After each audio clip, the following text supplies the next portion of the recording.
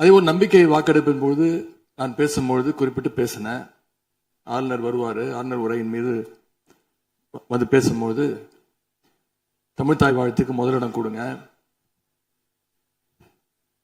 அப்படின்னு சொன்னேன். பேரவையின் அனுமதியுடன் அலுவல் நேரம் நீட்டிக்கப்படுகிறது. அதே போல தமிழ்த்தாய் வாழ்த்து முதல்ல பாடப்பட்டுச்சு. உடனடியாக தேசிய கீதமும் பாடப்பட்டுச்சு. தமிழ்த்தாய் வாழ்த்து ஒரு முறையும் தேசிய கீதம் 2 முறையும் பாடப்பட்டுச்சு. மரபு மீறல் நடந்திருக்கு. இதுவரை கடைபிடிக்கப்பட்டு வந்த மரபை மீறி 2 முறை தேசிய கீதம் பாடப்பட்டிருக்கு. இதே கோரிக்கையை இதற்கு முன்பு இருந்த ஆளுநர் எங்களுடைய ஆட்சி காலத்திலையும் வச்சிருந்தார். ஆனா எங்களுடைய தலைவர் அப்பொழுது மிக உறுதியாக இருந்து இந்த அவையுடைய இறையாண்மையை நாங்க பாதுகாத்திருக்கிறோம். பதவியேற்பு தான் ஆளுநர் மாளிகையில நடந்துச்சு.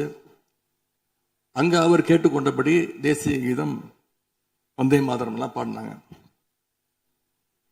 ஆனா இப்போ ஆளுநர் உரை மக்களால் தேர்ந்தெடுக்கப்பட்ட பிரதிநிதிகள், சட்டமன்ற உறுப்பினர்கள் நாம பணி செய்கின்ற இந்த சட்டமன்றத்தில் தான் வாசிக்கப்பட்டிருக்கு. இது நம்மளோட டெரிட்டரி. இந்த நம்மளுடைய டெரிட்டரிய ஏன் ஆளுநர்கிட்ட கொடுக்கிற அளவுக்கு இங்க என்ன காம்ப்ரமைஸ் நடந்துச்சு அப்படின்னு